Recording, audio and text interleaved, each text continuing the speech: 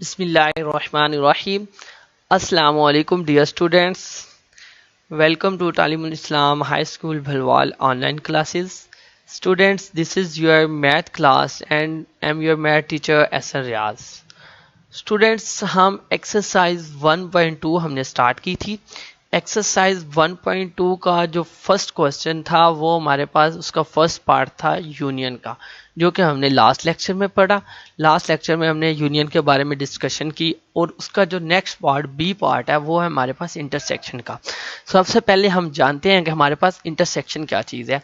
Intersection of two sets A intersection B is a set which consists of only the common elements of both A and B. Means कोई से दो set A और B के intersection से मुराद ऐसा set है जो A और B के तमाम कॉमन एलिमेंट्स पर मुश्तमिल हो।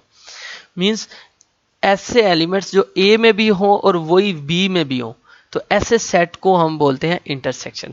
इंटरसेक्शन को हम उल्टे यू से प्रेजेंट करते हैं, उसे यूँ लिखते हैं ए इंटरसेक्शन बी। उसके बाद हमने लास्ट लेक्चर में भी पढ़ा था, मतलब कम्यूटेटिव लॉ ऑफ यूनियन। आज के लेक्चर में भी हम कम्यूटेटिव लॉ ऑफ इंटरसेक्शन पढ़ेंगे और कम्यूटेटिव लॉ ऑफ इंटरसेक्शन हमारे पास है A intersection B is equal to B intersection A. ठीक है स्टूडेंट्स, चलिए अपनी बुक्स ओपन करें। बुक का पेज नंबर 9, तो ये हमारे पास बुक का पेज नंबर 9 है। पेज नंबर 9 में हमारे पास एक्सरसाइज 1.2 है और 1.2 का फर्स्ट क्वेश्चन उसका बी पार्ट आज हम करेंगे।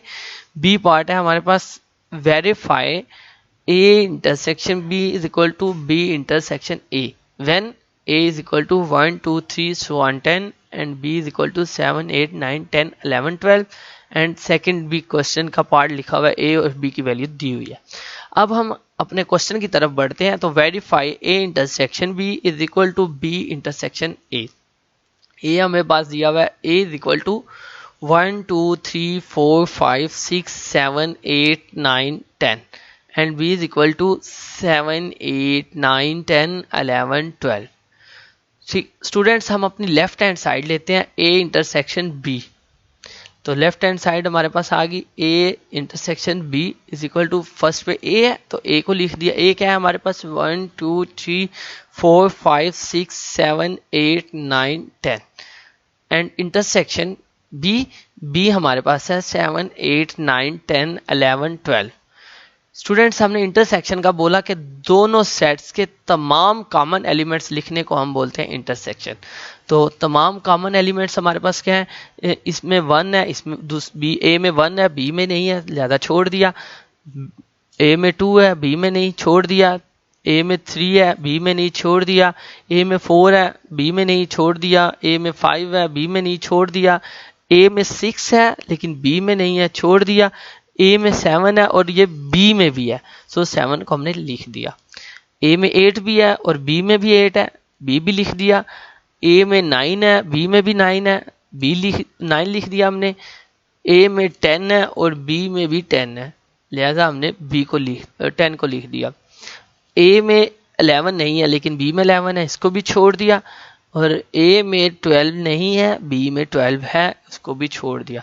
तो ये हमने ए और बी के कॉमन एलिमेंट्स लिख दिए 7 8 9 10। अब हम अपनी राइट हैंड साइड पे जाते हैं। राइट हैंड साइड है हमारे पास बी इंटरसेक्शन ए। ठीक है, right hand side B intersection A. ठीक है, पहले बी आता है तो पहले बी लिख दिया हमने 7 8 9 10 11 12।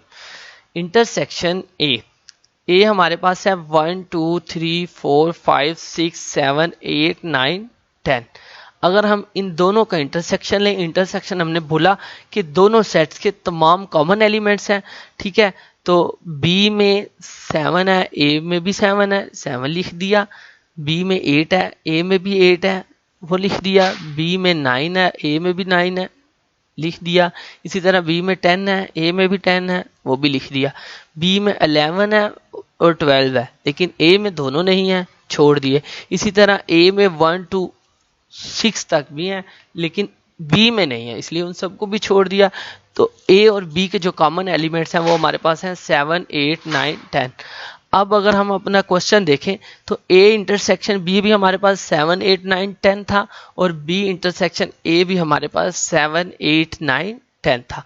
तो हमारी दोनों साइड्स इक्वल आ गई, तो हमने लिख दिया hence proved left hand side is equal to right hand side. इसी तरह हम अपने क्वेश्चन के सेकंड पार्ट की तरफ चलते हैं। तो सेकंड पार्ट में हमारे पास है, फिर अगेन हमने वेरीफाई करना है यही question, A intersection B is equal to B intersection A, लेकिन इस बार हमारे पास सेट A और सेट B थोड़े से चेंज होंगे। सेट A हमारे पास है 1 2 3 4 5 7 8 9 10 11 12 13 14 एंड 15, और B है हमारे पास B हमारे पास इवन नंबर्स हैं 6 to 20।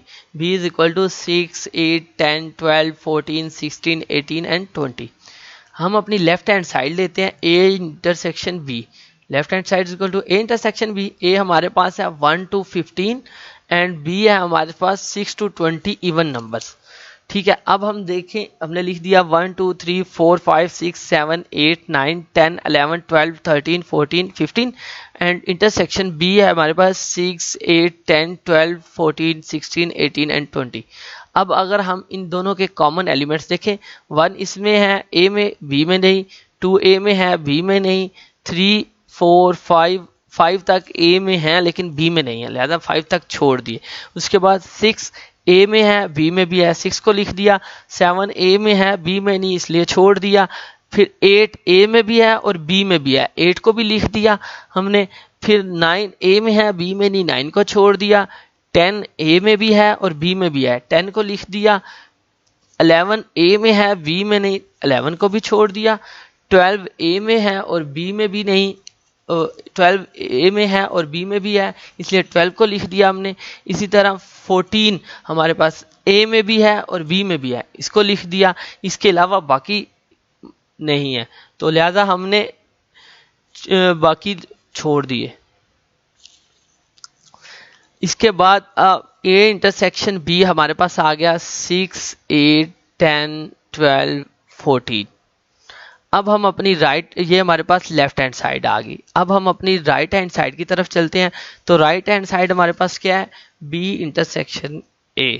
B हमारे पास क्या है 6 8 10 12 14 16 18 20 एंड A इज 1 2 3 4 5 6 7 8 9 10 11 12 13 14 एंड 15।